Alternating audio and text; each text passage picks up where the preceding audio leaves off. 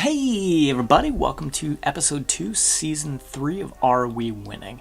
Episode 1 back here, check it out if you haven't watched it already. This one is going to be piling up on top of that one. So in episode 1, I talked a little bit about the idea of slowing down to speed up, and I also touched on the idea that starting lines don't always have to be at the start. I think there's things we can do to start drawing those new starting lines, and we'll talk about that next time. So what does that actually mean? What does that look like in practice? Like I've said in the past, I don't think it's a terrible thing to slow down every once in a while. Slowing down doesn't mean you stop doing activism. Slowing down means you plan for your future activism. That might be you having tough conversations with yourself or with other people. It might mean looking at your past activism and figuring out how you can do things new and fresh in the future. It might be thinking about things in a new way. And I think that can happen when we start pressure campaigning.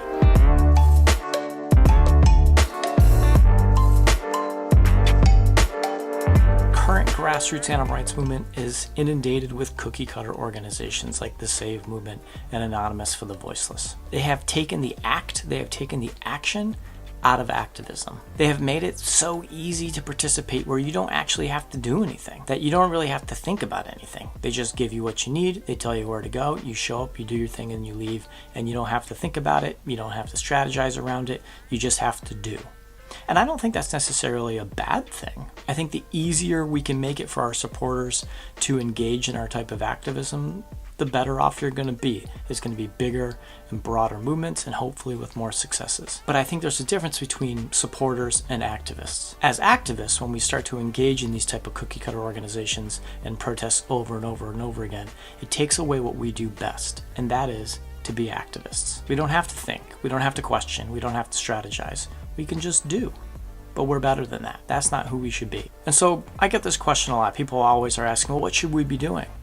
What can we be doing? And my answer, of course, is always, we should be focusing a lot more on pressure campaigning. And the response is, yeah, I get it, pressure campaigning, but what should we be doing? You're not telling us what we should be doing. So I say, okay, this is what pressure campaigning is. It's taking your target, whether that's a company or an industry or a sector, figuring out what the Achilles heels are of those sectors, of those industries, of those corporations, and putting pressure on those weak points to shift them, to get them to do what you want, or to get them to just stop doing whatever they're doing. Figure out those things, strategize with your community, with your organizations, do your research and move forward. And the response again, but you're not telling us what we should do.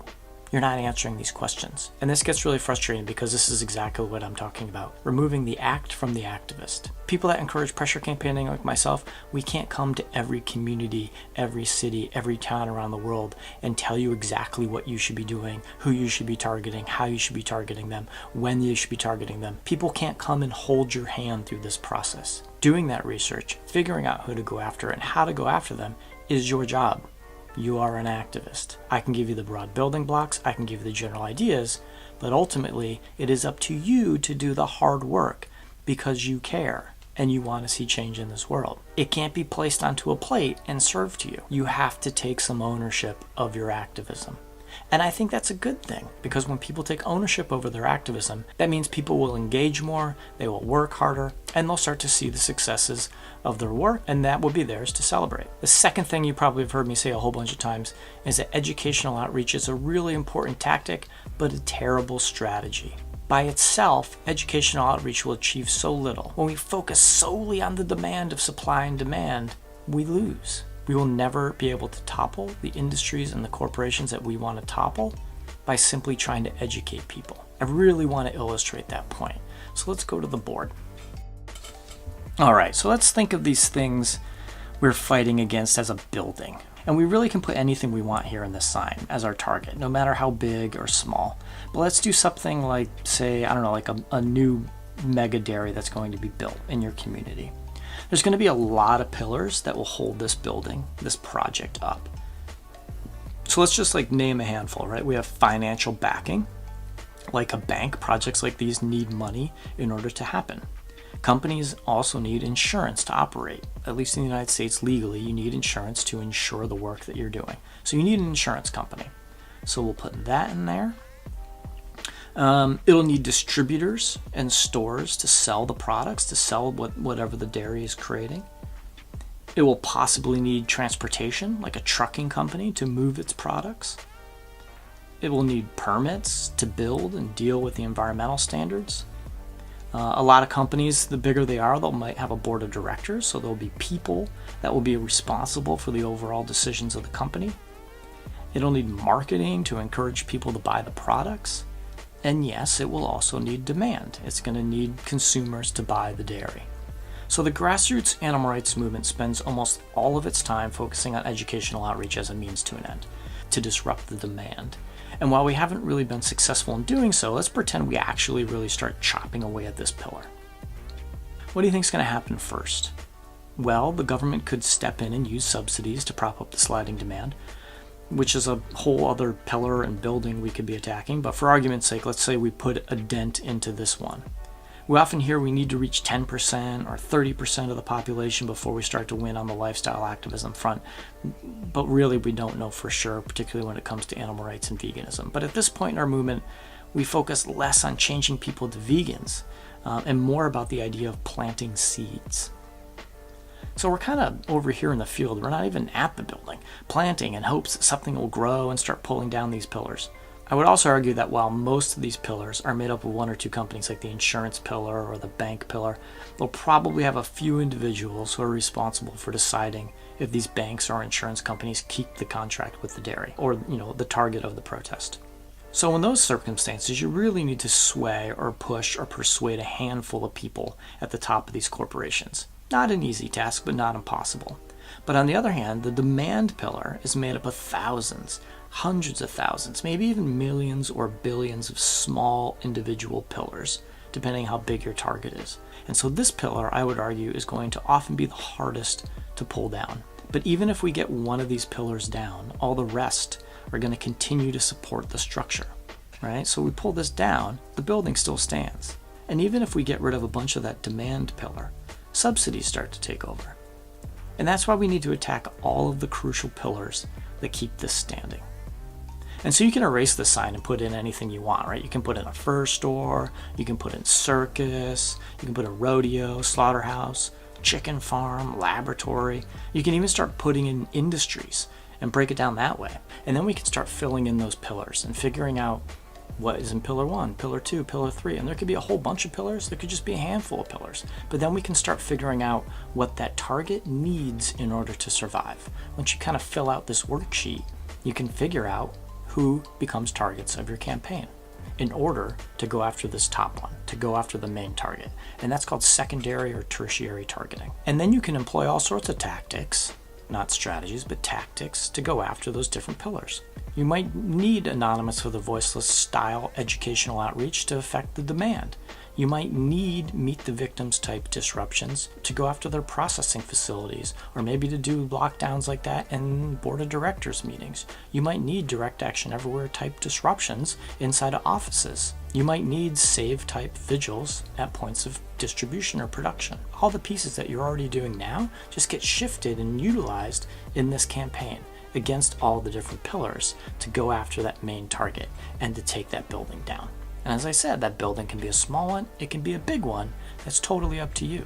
But I would caution against going too big, too fast, because that is the number one problem in the movement. We try to go from point A to point Z without hitting the points in the middle. So the rebuttal to the idea of hitting all those points in between or stepping stones is that idea is speciesist. That when doing so, you're just fighting for some of the animals and not for all of the animals. And on a base level, if you're doing pressure campaigning right, that statement just isn't factual. You might be fighting to close a laboratory or the mega dairy or the fur farm, but you also get to talk about all the other animals. So you are actually doing all of that at once. But the argument still persists. It's speciesist. But it's not speciesist, I would argue. It's strategic. The reason this is often labeled speciesist is because people have a lack of understanding of strategy. We are simply not going to plant enough seeds that the world's largest corporations and industries just collapse overnight once these seeds grow, and then the 7 billion people will be supported by these massive vegan corporations that rise up in their place overnight.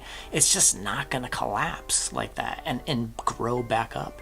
Industry shifts. It's going to have to shift. But we as activists in the grassroots animal rights movement, in our own movement, we get to decide what that shift looks like. This is often called speciesist because people see these stepping stones as welfarist, because that's what's been presented to us so far. The idea of bigger cages or enrichment toys. But as an animal liberation movement, we get to pick what those steps look like. We get to root those steps in the idea of liberation. If we close that fur store, or we stop that circus, or we end that laboratory, if we stop that dairy farm from opening, if that chicken farm transforms into a mushroom farm, that is liberation. All of those things are liberation.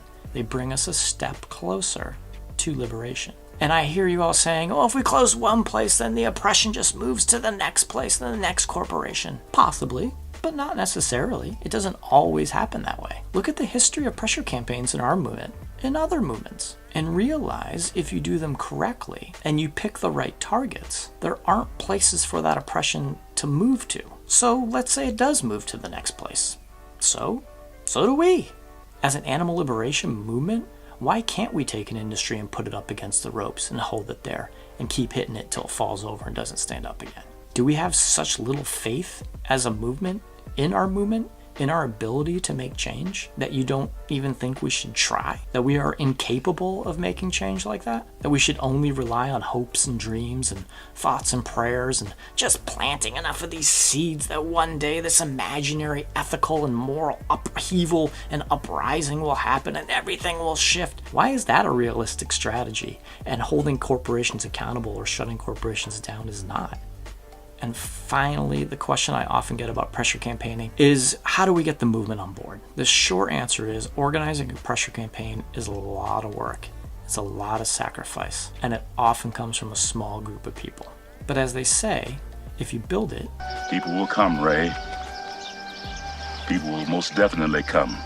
And I think the long answer to that question of how we get the movement on board is a question that is really big. It's really tough. It requires a really big, hard conversation with ourselves and with our communities. And it's a huge challenge to our movement. But if we're going to win, I think we're going to have to hit it head on. And it's not going to be easy. It's not going to be fun. But ultimately, I think it's what we have to do as an animal liberation movement in order to win. And I'll talk about what that big conversation is, that big challenge is, and how I think we can move forward in the next episode. But until then, keep fighting.